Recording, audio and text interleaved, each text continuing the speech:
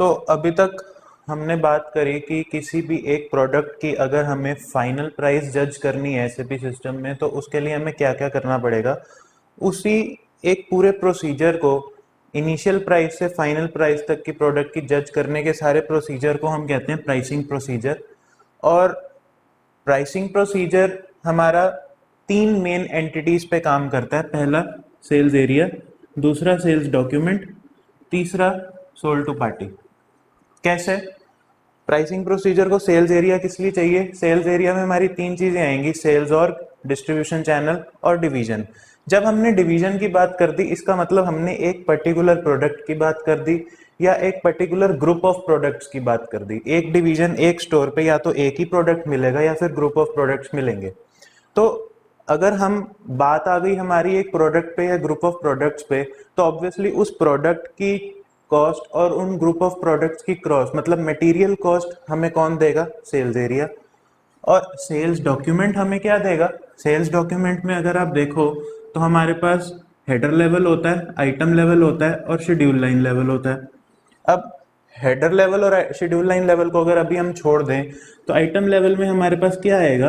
किसी कस्टमर ने किसी एक स्पेसिफिक प्रोडक्ट के कितने पीसेस बाय करे। फॉर एग्जांपल 10 पेंसिल्स बाय करी तो उसकी कॉस्ट आ जाई 30। इनिशियल प्राइस हमारा कहाँ से जज हुआ? सेल्स डॉक्यूमेंट से, कि ऑर्डर कितने का दिया कस्टमर ने, उतने पीसेस की इनिशियल प्राइस। सेल्स एरिया से हमें मिली डिवीजन, डिवीजन से हमें पता चला कि हमें पेंसिल्स बेचनी है, तो पेंसिल की डिवीजन से हमें डिलीवरी क्रिएट करनी पड़ेगी, पेंसिल्स की डिवीजन पे बिलिंग क्रिएट करनी पड़ेगी। अब पेंसिल्स की डिवीजन पे आए, वहां पे हमें देखा कि आइटम लेवल में कस्टमर ने ऑर्डर करी 10 पेंसिल्स, तो उसकी प्राइस आ जानी चाहिए इनिशियल प्राइस 30। ठीक है। और हेडर लेवल और शेड्यूल लाइन लेवल से हमारा क्या जज होगा? हेडर लेवल पे भी हम कुछ कंडीशंस लगा सकते हैं। फॉर एग्जांपल कोई एक स्पेसिफिक कस्टमर है जो हमारे पास बार बार आता है, तो वो हमारे लिए रेगुलर कस्टमर हुआ। जब उस रेगुलर कस्टमर की डिटेल्स हेडर लेवल में चढ़ेंगी, सोल्ड टू पार्टी में या शिप टू पार्टी में, तो उस कस्टमर के स्पेसिफिक जो हमें डिस्काउंट देना है एक्स्ट्रा, वो हम दे सकते हैं। या फिर किसी कस्टमर से हमें ज़्यादा अमाउंट पे प्रोडक्ट बेचने हैं, तो वो हम हेडर लेवल से हमें समझ आ जाएगी। शेड्यूल लाइन लेवल हमें डिफाइन करेगा कि हमने डिलीवरी जब करनी है अपने प्रोडक्ट्स की, तो उसमें कुछ एक्स्ट्रा कॉस्ट तो इनकर नहीं हो रहा, कोई स्पेशल टाइप की डिलीवरी तो नहीं है। तो शेड्यूल लाइन लेवल से हमने क्या देखा? डिलीवरी कैसी है।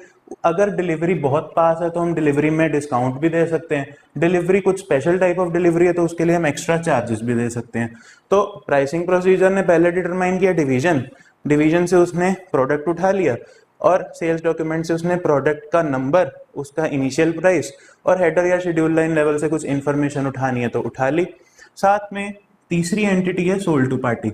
ऑब्वियसली सोल्ड टू पार्टी को हम कह सकते हैं कस्टमर, जिसको हमने गुड्स बेचे, जिसको हमने गुड्स बेचे। फॉर एग्जांपल मेरा एक सुपरमार्केट है और मेरे पास एक कस्टमर है जिसको मैंने गुड्स बेचे। अब वो कस्टमर मेरे लिए होलसेलर कस्टमर है या रिटेलर कस्टमर है, उसके बेस पे मैं प्राइसिंग जज कर सकता हूँ। या फिर मेरे लिए वो रेगुलर कस्टमर है या नॉन रेगुलर कस्टमर है, या फिर मेरे लिए कोई वो ऐसा कस्टमर है जो हमेशा अपनी पेमेंट्स ड्यू रखता है, तो उससे मैं पहले ही थोड़ा ज़्यादा प्राइस कर दूँ अपने प्रोडक्ट का। तो इन चीज़ों से डील करने के लिए हमने सोल्ड टू पार्टी को इंकर किया। तो मेन हमारी तीन एंटिटीज आ गई, सेल्स एरिया, सेल्स डॉक्यूमेंट और सोल्ड टू पार्टी, जिससे हम सारा प्राइसिंग प्रोसीजर को इवेलुएट करेंगे। अब जब बात आती है प्राइसिंग प्रोसीजर की, तो हमारे पास मेन टर्म क्या है? कंडीशन। हमें कोई ना कोई कंडीशन चाहिए। कंडीशन मतलब वो एक स्पेसिफिक फैक्टर जो हमारे प्राइस को इंक्रीज कर सके या डिक्रीज कर सके। अब कंडीशन हमें कहाँ से मिलती है? ऑब्वियसली कंडीशन टाइप से। हमने देखा था कि A00 एक स्पेशल ऑफर डिस्काउंट की कंडीशन टाइप थी, फिर हमने KA07 पढ़ी कल के एग्जाम्पल में, और फिर हमने एक पढ़ी थी KA029, इस तरह की कोई थी। हमने कंडीशन टाइप्स पढ़ी थी तरह तरह की, बेस्ड ऑन की ये डिस्काउंट परसेंटेज पे काम कर रही थी और ये काम कर रही थी डिस्काउंट पर वेट पे, if you remember the last example. तो कंडीशन टाइप जब हमें मिल जाती है, हमें कंडीशन टाइप मिल गई, तो हमें उससे क्या मिल जाता है? Condition record. सबसे पहले हमने देखा कंडीशन, कंडीशन से हमें मिली स्पेसिफिक कंडीशन टाइप, और कंडीशन टाइप से हम उसका कंडीशन रिकॉर्ड निकाल लेंगे। जैसे कि A00 का कंडीशन रिकॉर्ड हमने एग्जांपल में देखा था, जिसमें मार्च 1 से अप्रैल 30 और मई 1 से मई 30 के 2 पीरियड्स थे, और उसके बेसिस पे हमने डिस्काउंट्स डिफाइन करे हुए थे। ऐसे ही के A07 के एग्जांपल में हमने देखा था कि हमने डिफाइन करा हुआ था कि अगर कोई कस्टमर $100 की परचेजिंग करता है तो उसे इतने % डिस्काउंट मिले, $1000 की करता है तो इतने % मिले, $10,000 की करता है तो इतने % मिले। ऐसे ही के A029 में हमने डिफाइन किया था कि अगर कोई customer 100 kgs of any product खरीदता है तो उसे $1 पर kg डिस्काउंट मिले, 1000 kgs ऑफ सम प्रोडक्ट खरीदता है तो उसे $2 पर kg डिस्काउंट मिले। ऐसे हमने kgs की टर्म्स में और अमाउंट की टर्म्स में हमने यहाँ पे डिस्काउंट डिफाइन किया हुआ था। तो वो जो हमें स्पेसिफिक क्राइटेरिया मिल रहा है, या तो पीरियड के बेसिस पे 2 पीरियड हमारे बन गए थे, मार्च 1 से अप्रैल 30, मई 1 से मई 30, या फिर हमारे डिस्काउंट मिल रहा था हमें $100 पे 1%, 1000 पे 2%, ऐसे, या फिर हमें डिस्काउंट पर वेट मिल रहा था, जैसे $1 पर केजी, $2 पर केजी। सो ये चीज़ें क्या हैं हमारी कंडीशन रिकॉर्ड। पूरे टेबल को हम क्या कहते हैं, कंडीशन रिकॉर्ड, जिसमें सबसे ऊपर स्पेसिफाई करी जाती है फर्स्ट रो में कंडीशन टाइप, देन हमारा कस्टमर नंबर, मटेरियल नंबर, और उसके नीचे हम, अगर आपको याद हो तो हमने 2 बॉक्सेस बनाए थे पीरियड के। अगर हम के A00 के एग्जाम्पल की बात करें तो मेन हमें प्राइसिंग प्रोसीजर के लिए चाहिए क्या, कंडीशन रिकॉर्ड। अब इस कंडीशन रिकॉर्ड तक पहुंचने के लिए है तो ये डायरेक्ट स्टेप, कंडीशन टाइप से हमें क्या मिल जाएगा, कंडीशन रिकॉर्ड। ये तो अभी तक हमने पढ़ा, उसके बेसिस पे हमें पता है।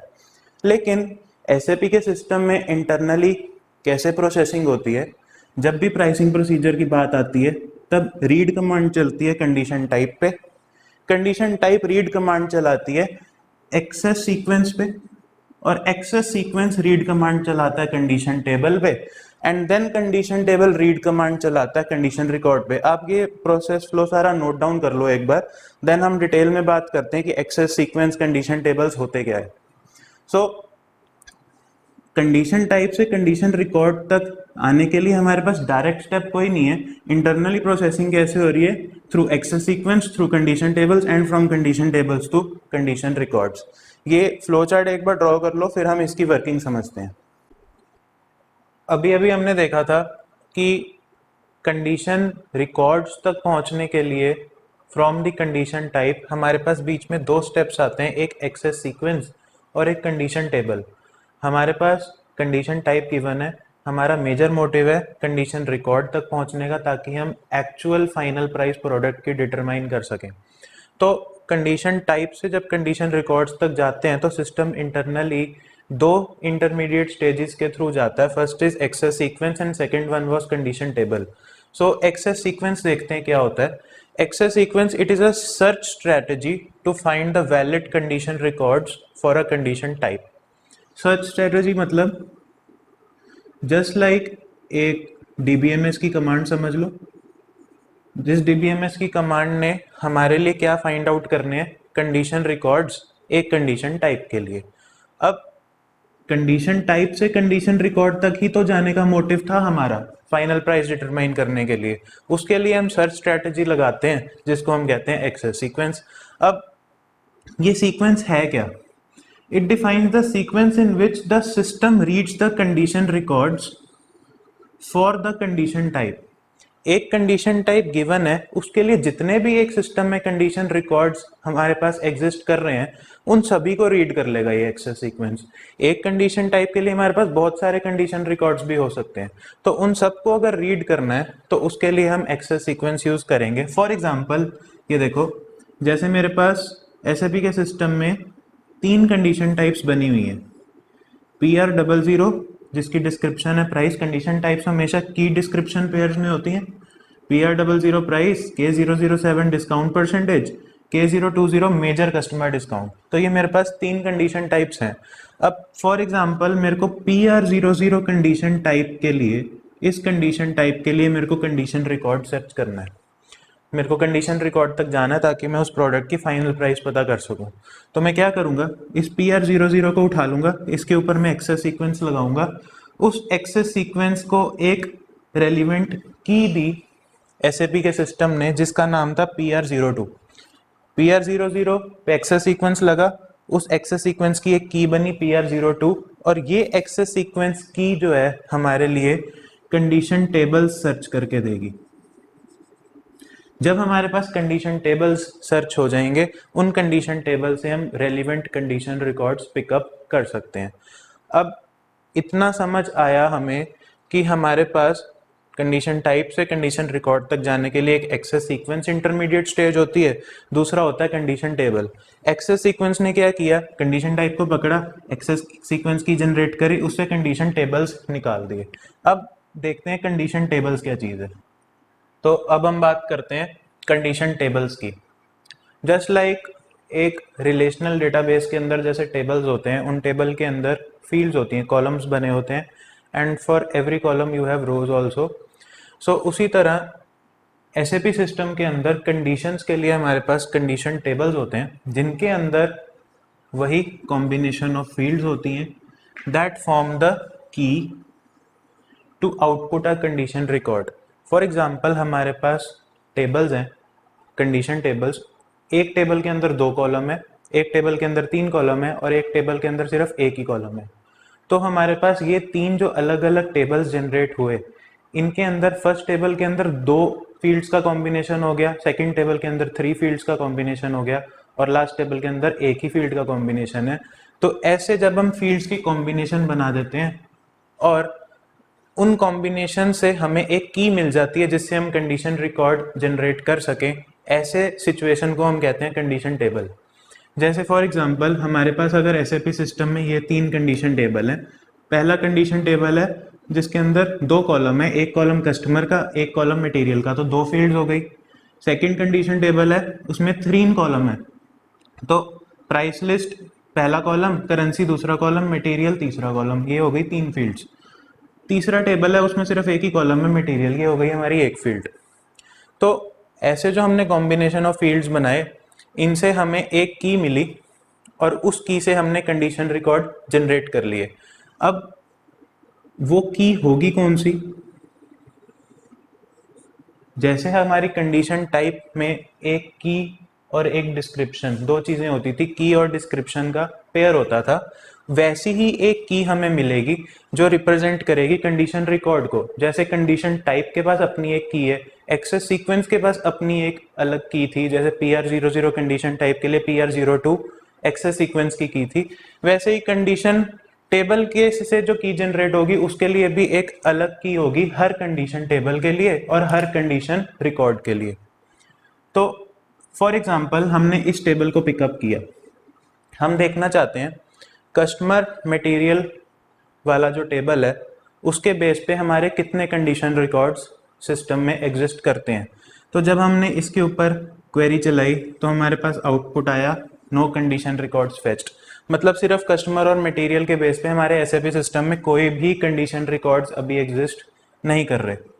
अगर हम इसको थोड़ा सा बात करें कस्टमर और मटेरियल का मतलब क्या, हमने एक रेंज बनाई कि एक कस्टमर कुछ स्पेसिफिक मटेरियल खरीदता है। फॉर एग्जांपल मैं अगर किसी मार्केट पे गया, किसी सुपर स्टोर पे गया, एंड उस सुपर स्टोर वाले को पता है कि ये जब भी आता है मेरी शॉप से सिर्फ कुछ स्पेसिफिक आइटम ही खरीद के जाता है, तो इसके लिए मैं उन स्पेसिफिक आइटम्स पे कुछ डिस्काउंट दे देता हूँ। तो वैसे ही एक स्पेसिफिक कस्टमर जब एक स्पेसिफिक मटेरियल के पीछे भाग रहा है तो उसके लिए हमने कुछ डिफाइन करना है, तो हम इस तरह के कंडीशन टेबल में डिफाइन कर सकते हैं। तो जब हमने इसके ऊपर सर्च क्वेरी चलाई तो सिस्टम ने बताया नो कंडीशन रिकॉर्ड फेच्ड, मतलब सिर्फ कस्टमर और मटेरियल पे हमारे पास कोई कंडीशन रिकॉर्ड नहीं है। सेकंड टेबल हमने पकड़ा जिसके अंदर पहला कॉलम है प्राइस लिस्ट, दूसरा करेंसी, तीसरा मटेरियल। तो जब इसके ऊपर हमने क्वेरी चलाई इस कंडीशन टेबल पे तो हमारे पास ये कंडीशन रिकॉर्ड फेच होके आया। इस कंडीशन रिकॉर्ड में आप देखो पहला कॉलम है एक पॉसिबल स्केल बेस वैल्यू और दूसरा कैलकुलेशन टाइप या कैलकुलेशन रूल, आप कुछ भी कह सकते हो। इसमें लिखा है कि अगर फर्स्ट रो पढ़ी है, इसमें लिखा है अगर कस्टमर फ्रॉम वन पीस, मतलब एक पीस से लेके या एक पीस से ऊपर पीसेस खरीदता है तो उसको हम $100 का एक पीस सेल आउट करेंगे। दूसरी रो में लिखा है अगर कस्टमर अबव 100 पीसेस खरीदता है, मतलब पहली रो में क्या आ गया, एक पीस से लेके 99 पीसेस की रेंज बन गई। एक से 99 पीसेस अगर कस्टमर ने बाई किए तो उसे $100 का एक पीस पड़ा। और सेकंड रो क्या डिफाइन कर रही है, फ्रॉम 100, और थर्ड रो डिफाइन कर रही है फ्रॉम 200। मतलब सेकंड का लॉजिक क्या हो गया, 100 पीसेस से लेके 199 पीसेस। अगर कस्टमर 100 से लेके 199 पीसेस किसी प्रोडक्ट के परचेज करता है तो उसको हम $99 का एक पीस लगाएंगे। और अगर 200 पीसेस से अबव कस्टमर परचेज करता है उस प्रोडक्ट के तो उसको हम $98 का एक पीस लगाएंगे।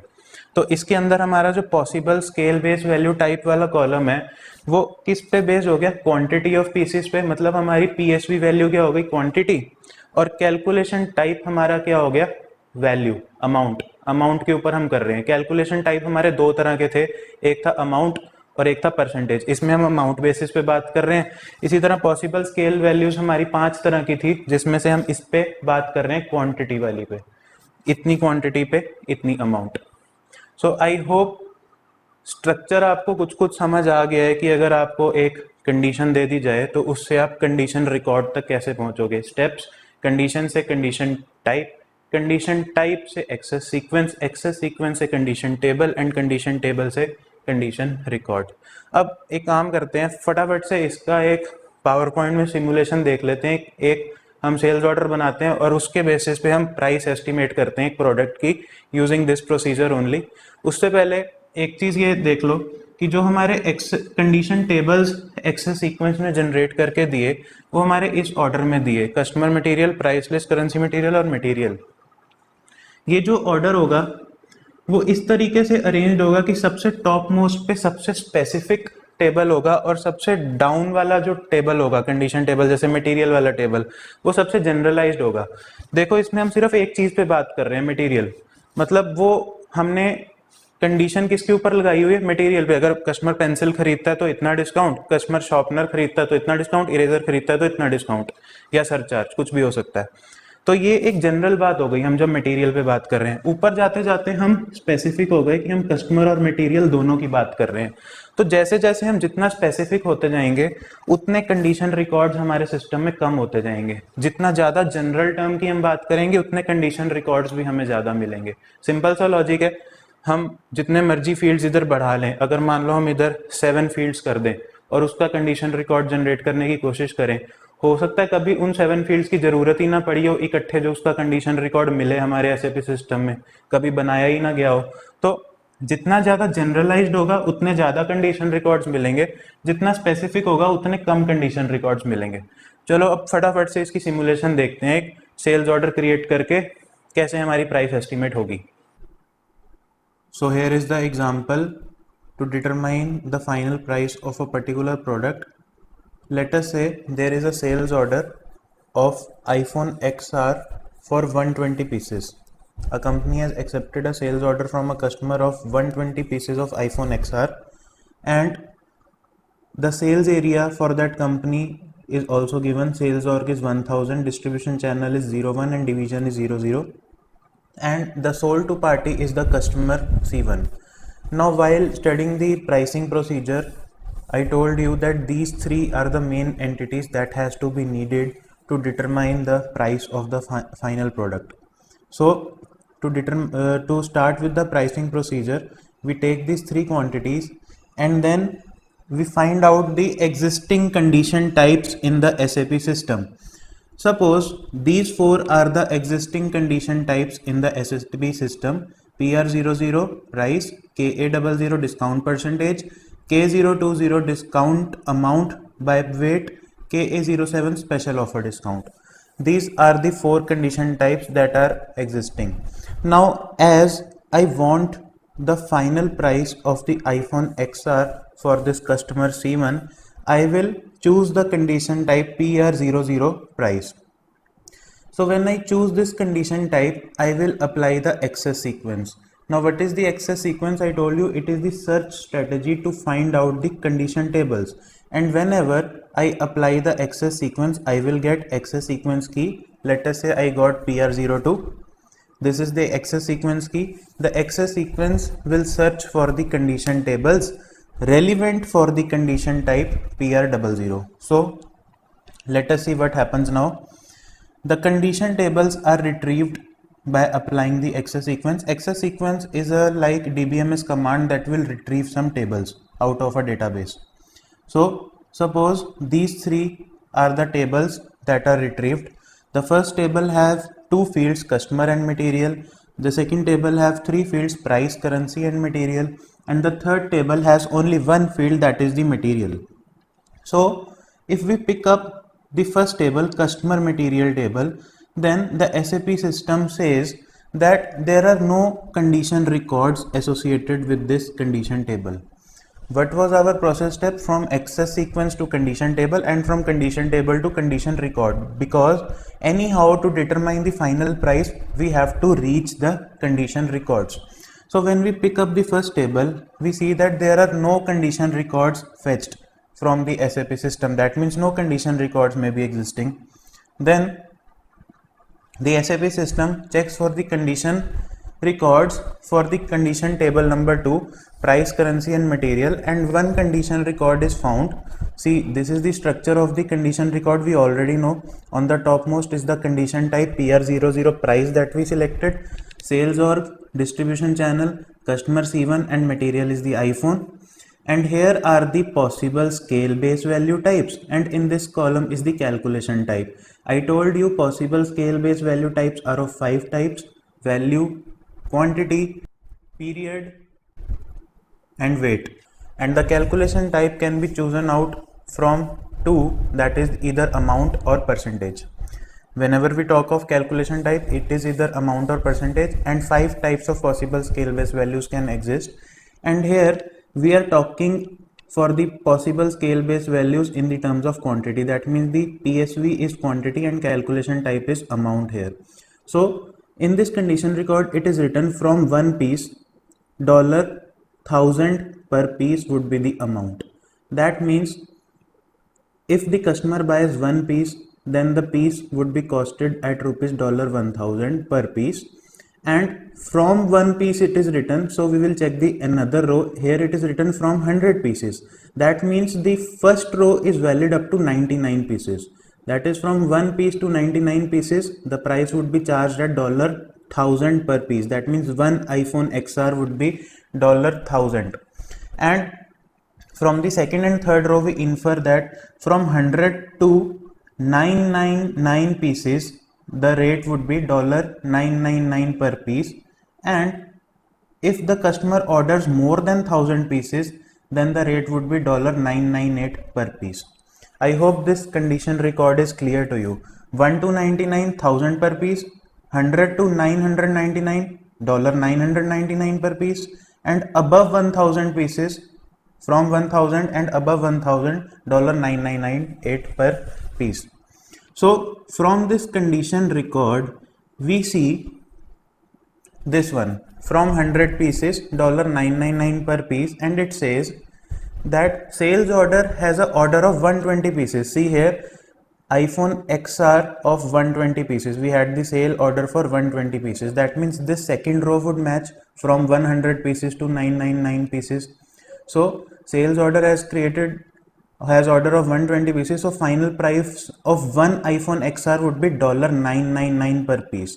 So whenever we will do the billing would be done after the delivery is made. Whenever the delivery is made, we will create the billing document, and in the billing document we will charge one iPhone XR for $999 per piece. Why? Because this condition record says customer is buying more than 100 pieces, so you have to charge this much amount.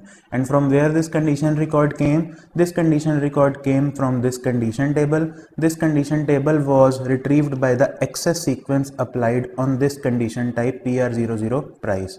And this condition type was retrieved by the pricing procedure by taking into account sales order, sales area data and sold to party. This chart is very important whenever you feel the need to find out the price of any product. This is the whole flow chart that you have to follow to get the final price. I hope it is clear to you now.